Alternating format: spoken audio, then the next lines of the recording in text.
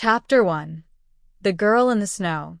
The first time I saw her, she was half frozen beneath the skeletal remains of a crashed skimmer, her skin a strange shade of pale blue, her hair a blazing red like a pyre in the snow. I had been hunting out past the ridge when I caught the crashed trail and followed it. That winter was the harshest in 30 years, and even the local predators had gone silent. It was the quiet that led me to her, too quiet for a fresh wreck. She couldn't have been more than 5, based on human age guesses. She had 2 fingers pressed to her mouth, staring at me with unblinking, fear-drenched eyes. I tossed my rifle in the snow and raised my hands. No sudden moves. No threats. "I'm not gonna hurt you," I said softly, kneeling. Her lips trembled, and then she rasped a single word, broken by cold and tears. "Mama?" I wrapped her in my coat, pressed her to my chest, and carried her back to the cabin. Chapter 2. Becoming her father. It took weeks to get her healthy again. My medkit wasn't made for alien physiology, but the basics, warmth, hydration, protein, worked well enough. She didn't speak much at first. Mostly just stared out the window or cried in her sleep. But after a few months, she began to talk. Her name was Seela. Her mother had been flying low over the ridge when something hit their ship. She didn't remember what happened after the crash, just that her mother told her to hide. And then she was alone. There weren't any signals or pings from the ship's transponder. I sent a distress call to the outer colony beacon, but no one ever came. Eventually, she started calling me Da. At first, I corrected her. Then I stopped. I didn't realize it at the time, but she had already made her choice. And so had I. Chapter 3. 7 Years of Snow. Raising Seela wasn't easy. She grew fast, faster than human children, and her alien biology made for some strange surprises. Her skin changed hue with emotion, going from deep cerulean to pale violet. Her body generated low-frequency hums when she was anxious or scared, and she had a way of seeing in the dark that was downright eerie. But she was brilliant, compassionate, and brave. We spent years in that cabin together. I taught her how to hunt, fish, and repair the weather shields. She taught me how to read the patterns in snowflakes and what the stars really meant in her culture, how they believed each soul burned into the sky after death.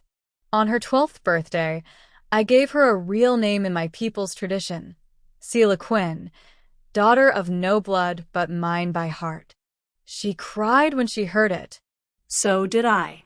Chapter 4. The Visitor from the Sky. It was the dead of winter again just after dawn when I heard the rumble. At first, I thought it was a storm front. But then I saw the lights, blue streaks descending fast, controlled. Not a crash. A landing.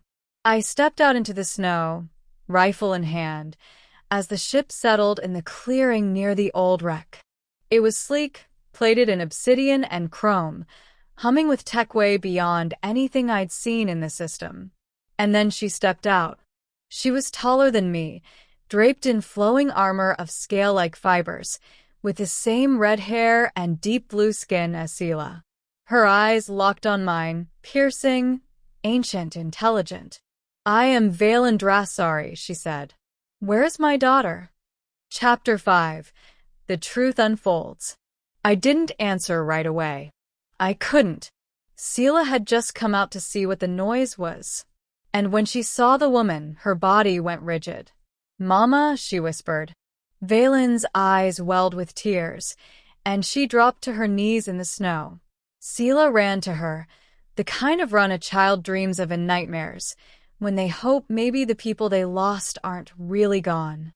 I watched them embrace, alien skin, and shared blood reconnecting after years apart.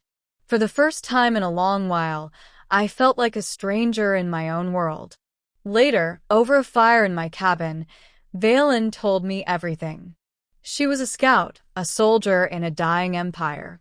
Their ship had been shot down by rogue scavengers. She had hidden Seela and drawn the enemy away. By the time she'd returned, the wreckage was gone, buried in snow or looted. She'd searched for years, traveled through border worlds, bribed smugglers, even offered her own rank as bounty.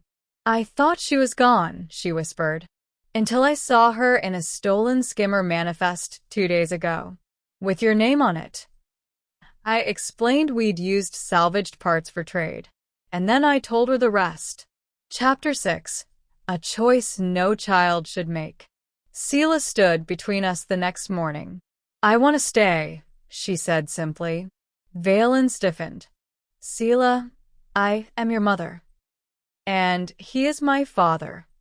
You are not of his kind. You belong to your people." Seela looked her dead in the eye. "I belong to the ones who love me." I watched them both, my heart threatening to break no matter how this ended. Valen didn't argue. She just turned and walked to the ship. An hour passed, then another. And just as I thought she'd left for good, she returned. No armor, no weapons, just a thermal cloak over her shoulders and a soft expression on her face. "If she stays," she said, "so do I." Chapter 7. A New Family. It wasn't easy at first.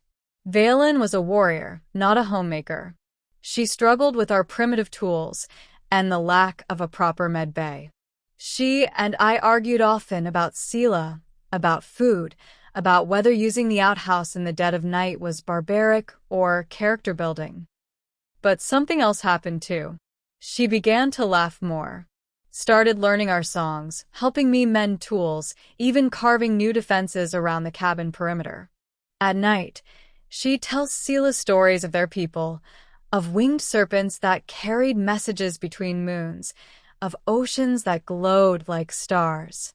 One evening, as the snow fell gently outside, I found her sitting near the hearth, watching Seela sleep. "She still hums in her sleep," she whispered. "I know." Then, without turning, she added, "You saved her life. But more than that, you gave her one." I nodded. She gave me one too. Chapter 8. The First Thaw. Spring arrived late, but when it came, it was like the world exhaled. Seela grew taller. Valen began mapping the stars again, charting routes that didn't matter anymore. And I found peace I never thought I'd earn. We weren't bound by blood, but we were bound by choice, by love, by the quiet understanding that sometimes family doesn't come from birth or species or duty. Sometimes it comes from a child's small voice in the snow, and a second chance to do something extraordinary.